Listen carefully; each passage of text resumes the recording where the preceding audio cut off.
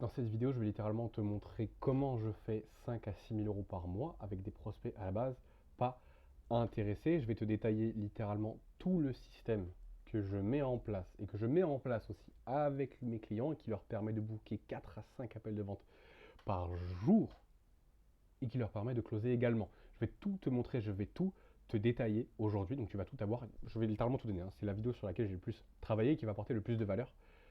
On commence tout de suite. Avant de commencer, je vais juste te montrer les résultats sur les 30 derniers jours. J'ai généré 5 700 euros avec mon activité. Je book, là, comme tu peux voir, 4 appels de vente en l'espace d'une soirée, mais de manière générale, c'est entre 3 et 5 appels de vente par jour. J'en book plus de 45-60 chaque mois, de manière régulière si je prospecte. Donc, je n'ai jamais de problème de lead. Et sachant que je fais de la prospection à froid. Voilà, donc déjà, la première chose qu'il faut absolument que tu mettes en place, c'est créer du contenu qui vend en moins d'une heure par jour.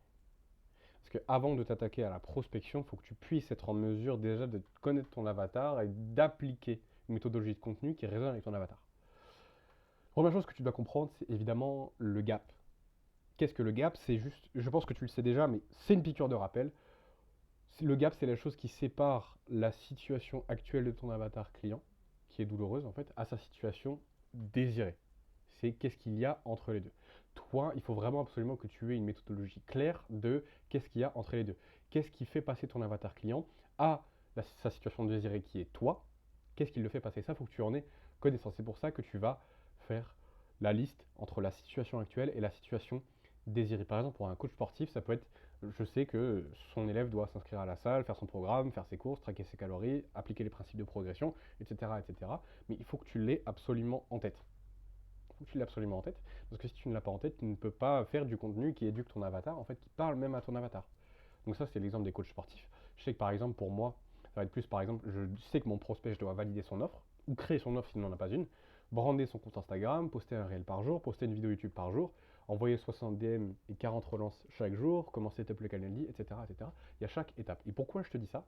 En fait, c'est très simplement pour que tu puisses apporter de la valeur. Mais je vais t'expliquer comment. En fait, la valeur, la plupart des gens ne savent pas ce que c'est, hein. La valeur, c'est juste que tu allèges ou supprimes une douleur, exactement comme je te l'explique ici. Chaque étape, en fait, va créer des objections, des problématiques, des blocages, des doutes, des peurs chez ton avatar. Et la création de valeur, là où tu vas résoudre des problèmes vis-à-vis de ça, et qui va faire en fait passer ton avatar de sa situation actuelle à sa situation désirée, c'est en allant résoudre ces problèmes. Donc, ok, par exemple, quand ils disent j'ai pas le temps, je sais pas quoi dire, est-ce que j'utilise Insta ou YouTube, ou et si jamais on se moque de moi, faut que tu puisses résoudre ce problème pour ton prospect, en fait, pour ton avatar client. Justement en faisant des vidéos sur pourquoi, comment, quand, qui, quoi, et juste en allant résoudre ces objections, ces problématiques, ces blocages, ces doutes, ces peurs, en fait, supprimer les douleurs, tu vas créer de la valeur. Et en fait, c'est comme ça qu'on va échanger de l'argent. Bah, c'est comme ça qu'en fait, on va donner de l'argent, en fait. C'est juste en échangeant contre de la valeur. Donc, comment est-ce que tu vas t'y prendre? Moi, j'aime bien YouTube, je suis un grand partisan de YouTube. Pour moi, c'est une vidéo par jour. C'est pas vraiment négociable, ça prend pas beaucoup de temps, c'est plus de la friction que du temps en soi.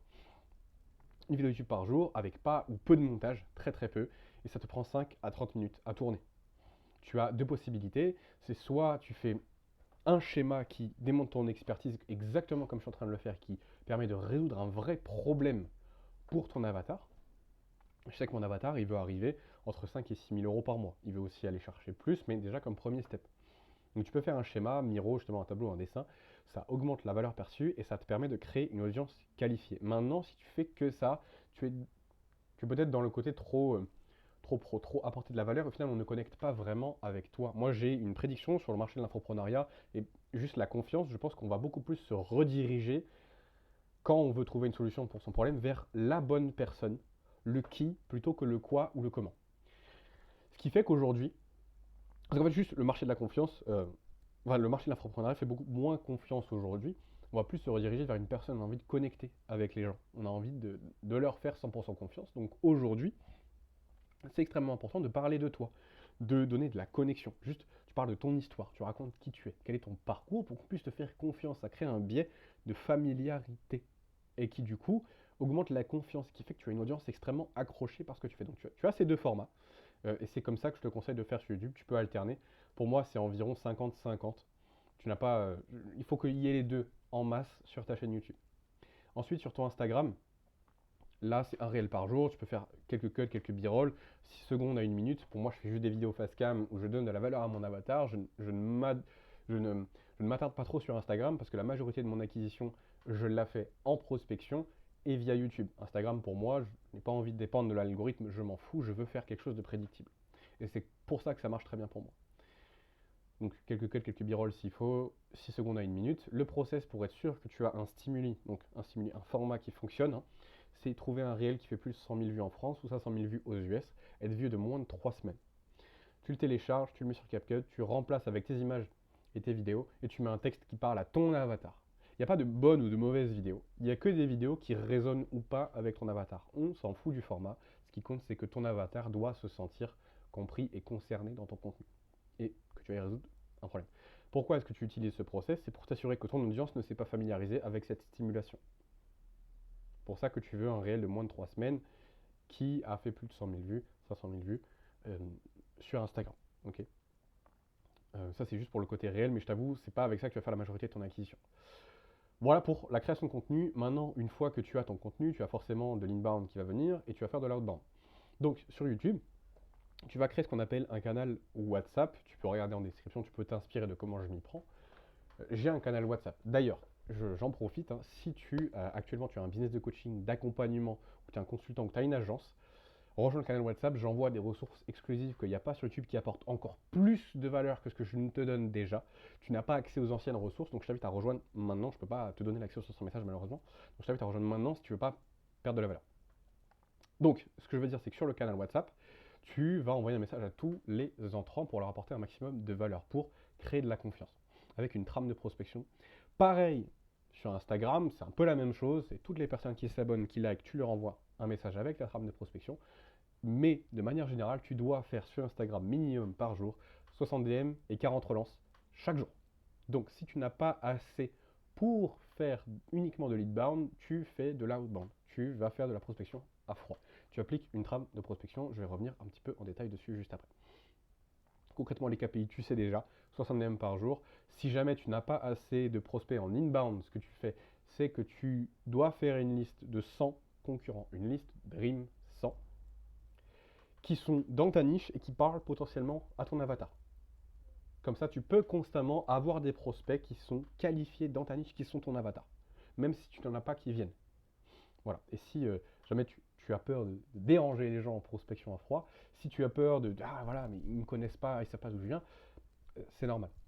Là, c'est qu'une question de compétence en vente qui va faire que tu vas être capable de les ramener en appel. Aussi avec une bonne trame d'ailleurs, c'est ça qui fait la différence. Si jamais tu veux une trame de prospection qui marche parfaitement en prospection froide et qui me permet de booker entre 4 et 5 appels par jour en prospection froide, avec des prospects qualifiés, rejoins mon canal WhatsApp, tu m'envoies un message, hello Erwan, problème de prospection, j'ai besoin de la trame, est-ce que tu peux m'envoyer s'il te plaît? Avec grand plaisir et j'en profiterai pour t'aider déjà de manière offerte. La trame de prospection, déjà le premier goulot d'étranglement de manière générale, et je ferai juste un point là-dessus parce que je ne peux pas te détailler dans l'entièreté, ça me prendrait trop de temps pourquoi une trame de prospection fonctionne, mais la première chose qui va te bloquer, ça va être évidemment ton message d'ouverture, ton opener. Il faut que tu arrives à trouver un message d'ouverture qui tourne autour des 15 à 25%. Je sais que par exemple au moment où j'utilisais beaucoup ce message, le salut prénom, tu t'intéresses à, où tu fais du ton domaine, ta niche, il est en général entre 15, grosse fourchette, entre 15 et 25% d'ouverture. Tout dépend de la manière dont tu brandes ton compte, tout dépend du type de prospect que tu vas aller voir. Tu vas avoir un taux d'ouverture qui va varier, mais il faut que ton message soit simple et qui attise un petit peu la curiosité. Ensuite, tu développes une trame de prospection basée sur ce message. Tu vas évidemment te prendre des objections, il faut que tu saches comment les traiter, j'y reviendrai juste après, mais garde en tête que le framework, c'est embrasser, recadrer, questionner.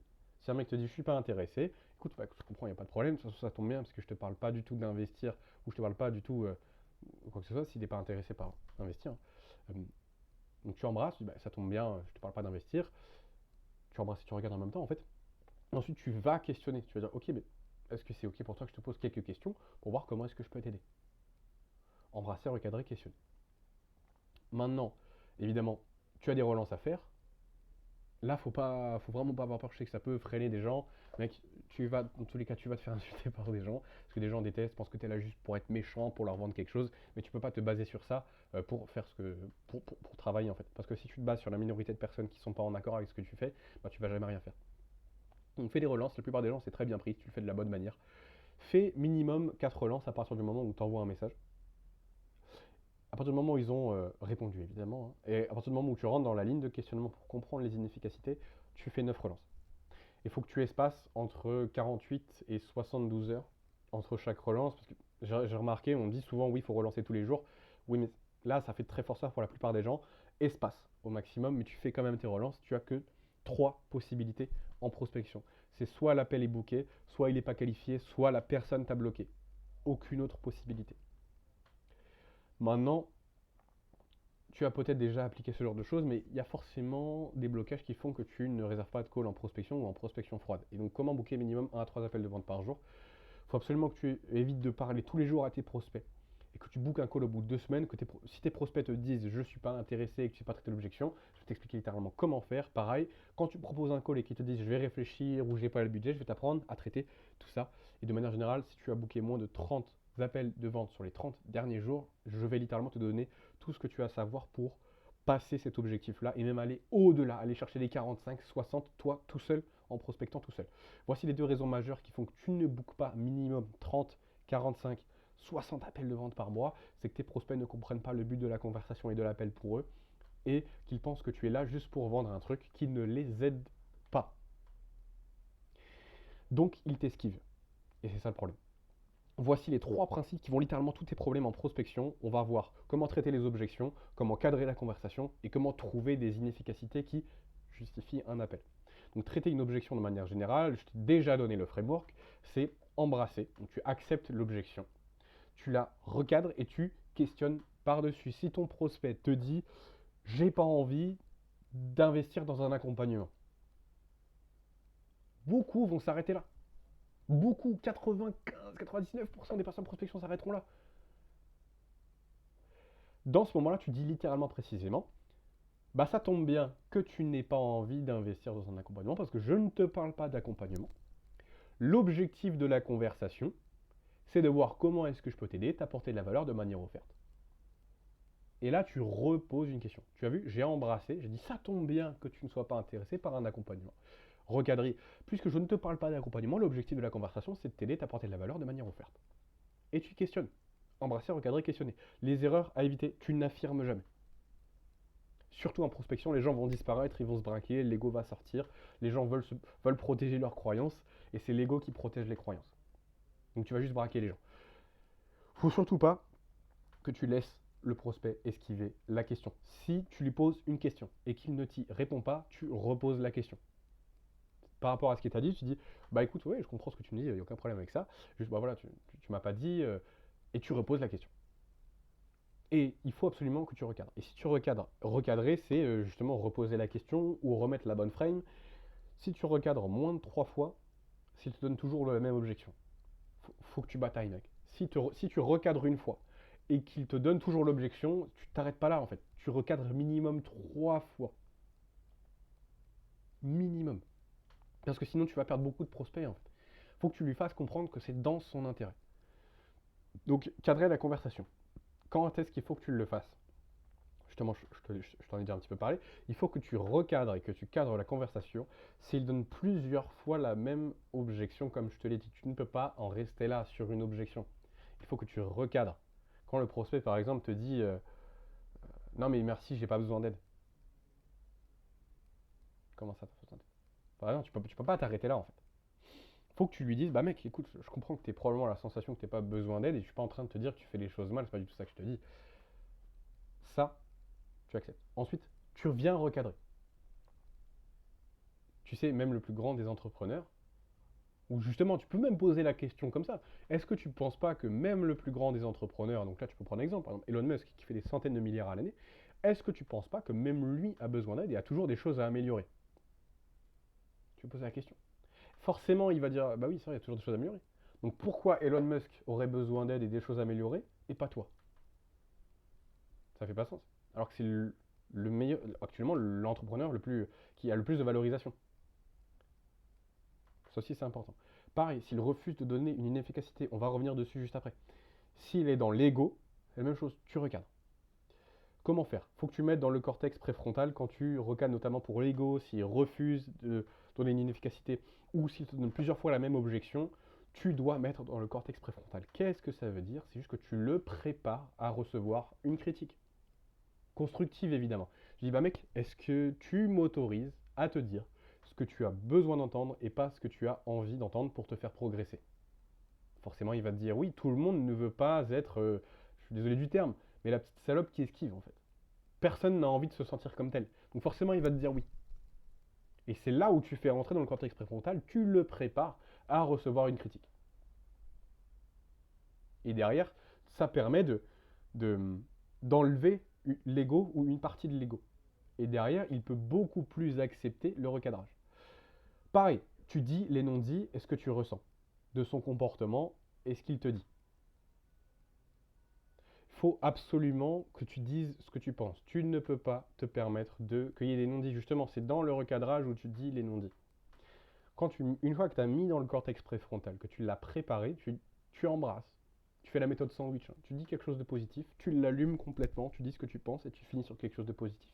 Parce que les gens se souviennent que du début et de la fin. Mais ce que tu dis au milieu fera quand même son effet.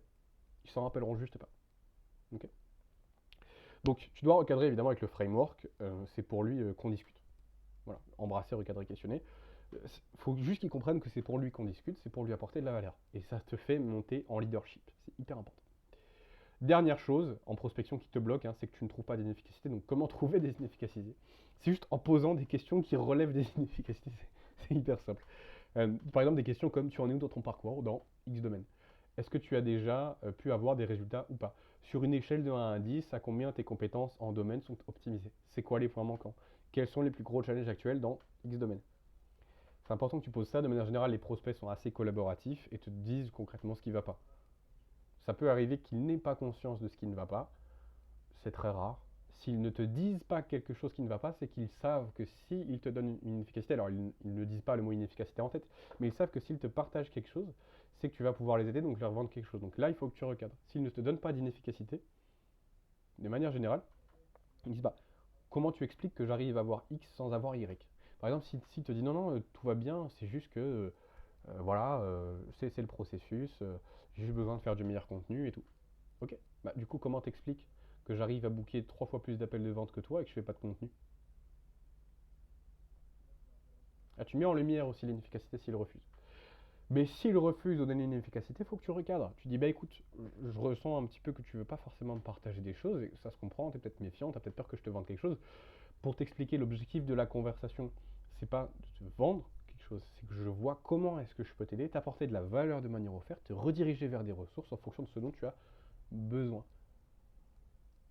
Du coup, je te laisse me dire, bah, où est ton plus gros challenge actuellement dans ton business, dans le domaine, dans musculation, dans la séduction, peu importe ton domaine d'expertise. Tu trouves des inefficacités et c'est ça justement qui va te permettre de justifier un appel. Une fois que tu as une inefficacité, voici comment proposer un appel. Et là, c'est redoutable puisque tu vas lui apporter de la valeur, tu vas lui faire un vocal, plus un lead magnet ou une vidéo YouTube ou une ressource exclusive. Mais de manière générale, j'envoie toujours un vocal, plus un petit quelque chose pour lui spécifiquement. Donc je personnalise énormément. Et c'est ça qui fait que mes prospects se rappellent de moi. Et c'est ça qui fait que j'arrive à booker des appels en fait. C'est qu'ils voient que je peux leur apporter de la valeur. Et une fois que j'ai apporté de la valeur, que j'ai envoyé un lead magnet, une vidéo YouTube, une ressource qui permet de les aider, je propose toujours un appel. Je dis, je sais pas du tout si ce que je fais, ça peut te correspondre à 200%, mais qu'est-ce que tu penses qu'on discute ensemble sur tout ça, que je t'explique concrètement comment est-ce que je vais pouvoir te débloquer sur inefficacité pour atteindre ta situation désirée, en gros. Et je dis pas situation désirée, juste j'emploie les mots de sa situation désirée. Je lui dis, dans tous les cas, ça ne t'engage strictement rien et tu pars forcément avec des conseils que tu peux appliquer directement dans ton business. Qu'est-ce que tu en penses? Bah, on ne peut pas refuser ça. Enfin, on peut si on a une objection, mais si on surmonte l'objection, il n'y a aucune raison qui ferait qu'on ne viendrait pas sur cet appel. Parce que, juste que tu gardes en tête, l'objectif d'une conversation et de la prospection de manière générale, c'est de vendre l'appel. Tu ne vends pas ton programme en message, tu vends l'appel. Et dans l'appel, tu es dans un processus de vente qui vend ton offre. Complètement différent. Voilà. Et une fois qu'il t'a dit oui, let's go, tu ne lui envoies pas un lien Calendly. Tu lui demandes confirmation une seconde fois. Tu dis top, écoute, je fonctionne avec un lien Calendly. Bref, où tu verras mes disponibilités. Est-ce que c'est OK pour toi? Bref, voilà, tu demandes. Et une fois que tu envoies le lien, tu dis voici le lien, je compte sur toi pour mettre un maximum de valeur sur les questions. Ça nous permettra de gagner du temps et que je puisse t'aider au mieux pendant l'appel. Voilà. Et ensuite, tu lui envoies une vidéo. Moi, c'est ce que je fais. Et justement, je vais t'expliquer ce système-là. Une fois que tu as booké l'appel, voilà. C'est comme ça que je fonctionnais avant et je suis passé de 7 à 20% de taux de closing à froid avec ce système et c'est une méthode simple applicable sous 24 heures. Donc comme tu sais, j'envoie un DM, je book un call, je close ou pas. Ensuite, comme je t'ai dit, là, j'envoie des DM, j'envoie une vidéo YouTube une fois qu'il avait réservé le call, et une fois en call, bah voilà, je voyais ce que je pouvais faire avec lui, je closais ou pas. Et au final, le mec passait une heure avec moi, j'avais 7% de closing. Et aujourd'hui, je vais te détailler le système qui fait qu'aujourd'hui, je suis à plus de 20% de closing à froid. Donc, c'est j'envoie un DM, j'envoie toujours une vidéo YouTube avant le call, on fait le R1, et entre le R1 et le R2, j'envoie 3 vidéos YouTube. Ce qui fait que j'ai plus de 20% de taux de closing, je suis passé de 7% à plus de 20%, c'est minimum 20%. Et close ou pas. En fait, ce qui se passe, c'est que ton prospect passe minimum 3 heures avec toi au lieu d'une. Et d'ailleurs, si tu ne fonctionnes qu'avec un appel et que tu n'envoies pas de vidéo YouTube, c'est une erreur grave. Ce qui se met en place, c'est le biais de familiarité et donc de la confiance. Le biais de familiarité en psychologie, c'est un biais qui donne la sensation à la personne qui est familière avec toi de te faire confiance. Ce n'est qu'une sensation. Mais dans ton cerveau, c'est la même chose. Tu lui fais confiance à la personne, en fait. La personne te fait confiance plutôt. Et donc, ce qu'il faut juste que tu comprennes, c'est que plus les gens te font confiance, plus tu fais d'argent. C'est juste ça. La vente est un vecteur de confiance. Plus on te fait confiance, plus tu gagnes d'argent. Donc c'est hyper important que tu mettes en place ce biais de familiarité et je vais t'expliquer concrètement comment le mettre en place. Comme tu sais, en DM, j'apporte de la valeur. Moi, personnellement, ce que je fais, c'est que je propose toujours une analyse de profil upfront pour donner de la valeur au prospect. Donc, ensuite, je fais un vocal de valeur, comme si j'envoie un lead magnet ou une vidéo YouTube ou un loom personnalisé. Ça, c'est la première chose. J'apporte de la valeur et dans mon Loom, par exemple, je peux lui faire quelque chose de personnalisé, une vidéo de 5, 7, 6 minutes, 8 minutes, peut-être même 10 minutes parfois. Donc, il passe déjà du temps avec moi au-delà de la conversation. Quand il a booké le call, je lui envoie une vidéo YouTube sur mon système en détail, comment est-ce que ça fonctionne. D'ailleurs, tu l'as peut-être reçu. Et donc, je montre ma crédibilité, je parle de mes résultats également. Ensuite, après le R1, je vois ce que je peux faire pour lui. Concrètement, je fais un audit sans pression. J'essaie juste de voir, ok, de quoi tu as besoin, où est-ce que tu en es, quels sont tes problèmes, en quoi qu'est-ce que je peux t'apporter en fait. C'est ça qu'on essaie de savoir dans le R1, c'est où est-ce qu'il en est. Qu'est-ce qu'il fait actuellement, en quoi est-ce que c'est douloureux pour lui, qu'est-ce qu'il veut changer, en fait, est-ce qu'il est satisfait avec sa situation. Là, l'objectif du premier appel, c'est de poser le meilleur diagnostic possible. Une fois que tu as fait le R1 et que tu vois avec lui que c'est pertinent de se programmer un R2 pour lui proposer une solution adaptée, entre le R1 et le R2, même s'il n'y a que 24 heures, tu lui envoies 3 vidéos YouTube. Et c'est important que tu envoies une vidéo sur ton histoire, ta situation et de la valeur sur le problème précis qu'il a rencontré, que vous avez identifié dans le R1. Pourquoi? Comme tu sais, envoyer ton système et qu'est-ce que tu mets en place avec des témoignages, des preuves de résultats, ça démontre juste de l'autorité dans ce que tu fais, ça montre que tu es compétent. C'est de la crédibilité. Mais il faut aussi qu'on connecte avec toi, comme je te l'ai dit. On veut s'associer. En fait, on veut bosser avec une personne qui est capable de nous accompagner. On veut le qui plus que le quoi aujourd'hui. On veut beaucoup plus suivre un leader que suivre une méthode. Donc tu envoies le système pour montrer que tu es compétent dans ce que tu fais. C'est important et c'est une partie de l'équation. Mais aujourd'hui, c'est aujourd'hui la connexion. On veut le qui, on veut le leader. On veut ressentir qu'on a un parcours qui peut être similaire au tien. Donc tu racontes ton histoire, tu parles de ta situation, où est-ce que tu en es, tes résultats, et où est-ce que tu te projettes, où est-ce que tu veux aller après. Et tu apportes évidemment de la valeur sur le problème pour toujours plus de crédibilité, toujours plus de confiance. Et en fait, ça, c'est un processus de conversion, mais absolument redoutable sur du marché froid. Ça m'a fait passer ma conversion de 7 à 20% en un claquement de doigts. Et j'insiste sur un claquement de doigts. Parce que ça, enfin, je sais que ça peut paraître bizarre. Oui, il n'y a jamais d'argent facile. Bon, faut déjà que tu aies ton expertise, mettre les systèmes en place et tout. Mais concrètement, sous 24 heures, tu peux avoir fini ce système. Au lieu de fonctionner en un call, tu fonctionnes en deux, tu envoies des vidéos YouTube. Ton prospect, au lieu de passer 1 heure avec toi, il en passe minimum 3. Beaucoup plus de confiance, beaucoup plus de connexion, de crédibilité. Résultat, tu closes beaucoup plus, comme je te l'ai dit. Aujourd'hui, la vente, enfin, ça a toujours été ça. C'est qu'un vecteur de confiance en fait. Il faut vraiment que tu l'intègres. Donc c'est ça qui me permet de closer, au-delà du script en fait. Maintenant, les 4 piliers du closing, c'est vouloir aider sincèrement. Ça, tu ne peux pas closer quelqu'un si tu n'es pas là pour l'aider dans tous les cas. Il faut que tu sois sincère, il faut que tu te sentes missionné. Il faut que tu puisses cadrer les choses. Tu n'es pas là pour faire un café réseau. Tu n'es pas là pour parler de son chien, de sa grand-mère, de ses problèmes, des maladies qu'il rencontre. Tu parles de ses douleurs, oui, de ses problèmes dans le business et comment ça impacte sa situation de manière générale. Le détachement, il faut que tu sois détaché de la vente, mec, tu n'as pas besoin de faire cette vente. Ah oui aussi, tu seras détaché de la vente à partir du moment où tu accepteras de la perdre en rationalisant le fait que tu n'en as pas besoin. Tu n'as pas besoin de vendre, mec.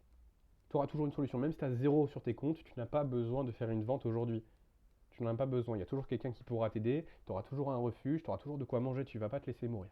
Et dernière chose, tu dois être convaincu par ce que tu dis. La vente, c'est qu'un transfert d'émotion, de certitude. Comment veux-tu que ton prospect soit convaincu de ce que tu dis si toi-même tu doutes? C'est pas possible. Donc la vente, c'est un transfert de certitude. Maintenant, comment est-ce que tu mets ça en place? Je t'explique le système.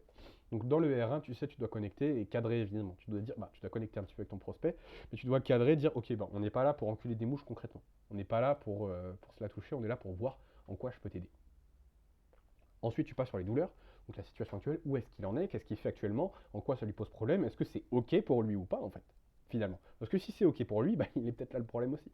Donc il faut que tu vois si c'est ok pour lui. Et ensuite tu le projettes. Où est-ce qu'il veut aller, voir si c'est pertinent, qu'il démarre avec toi pour l'emmener là où il veut aller ou pas. Parce que ça se trouve, il est juste, voilà, c'est juste qu'il vient par curiosité, et peut-être que tu as mal cadré dans la conversation, et qu'au final il n'a pas compris l'objectif de l'appel. Bon, c'est très rare, je te cache pas. Mais il faut que tu sois au clair. Connexion, cadrage, douleur, tu creuses, qu'est-ce qui va pas, où est-ce qu'il y a un problème, en quoi ça l'impacte et où est-ce qu'il veut aller, quelle est sa situation désirée. Et tu valides tous les points en rouge, et je vais te dire exactement quel point valider juste après. Dans le R2, tu refais une petite connexion, un petit cadrage, je t'explique le but de l'appel, tu revalides les points brièvement, tu pitches, et c'est même pas important le pitch en vérité. Dans ton pitch, tu as plus quelque chose à perdre qu'à gagner. Si ton pitch est mauvais, tu perds la vente, si ton pitch est excellent, tu ne gagnes rien. Et ensuite, tu passes à la partie closing, slash objection, le paiement, puis l'onboarding. Donc avant de pitcher, ça c'est les points à valider, donc c'est ce que je t'ai mis en rouge ici, c'est hyper important. Il faut que tu valides ses finances. Il faut qu'il ait l'argent évidemment, sinon il ne démarre pas avec toi parce que tu n'es pas une association. Il faut qu'il soit le seul décisionnaire de son activité et de ses finances, évidemment. Qu'il ait bien des douleurs, que tu comprennes en fait qu'est-ce qui le fait chier aujourd'hui, qu'est-ce qui lui fait chier. Euh, Quels sont ses objectifs, donc la projection. Est-ce que c'est maintenant le meilleur moment pour lui? Est-ce qu'il veut le faire seul ou le faire accompagner? Parce que s'il veut le faire seul, c'est qu'il ne voit pas la valeur d'un accompagnement, donc il ne va pas démarrer avec toi. Quelle est sa solution idéale pour que tu puisses faire le meilleur pitch possible et quelle est sa confiance de 1 à 10. Donc il faut en fait juste qu'il ait 100% confiance comme je te disais. Voilà. Donc c'est ça concrètement que je mets en place et c'est ça qui me permet aujourd'hui de faire des mois entre 5 000 et 6 000 euros, qui me permet de booker plus de 4 appels de vente chaque jour et qui me permet de closer à plus de 1 500 euros, 2 500 euros aujourd'hui. Voilà, j'espère que cette vidéo t'a plu et t'a apporté énormément de valeur. Voici mon système dans l'entièreté. Aujourd'hui, tu as tout ce dont tu as besoin pour appliquer et déjà avoir du résultat. Rejoins mon canal WhatsApp si tu veux encore plus de valeur, une trame de prospection, un script de vente, le tunnel dans les détails, si tu veux encore plus que ça. Enfin, si tu sens que ça peut t'apporter des résultats, rejoins mon canal, je t'envoie de la valeur avec grand, grand, grand plaisir. Pas de pression, je vais essayer de te vendre quelque chose à tout prix. Déjà voir ce que je peux t'apporter de manière offerte.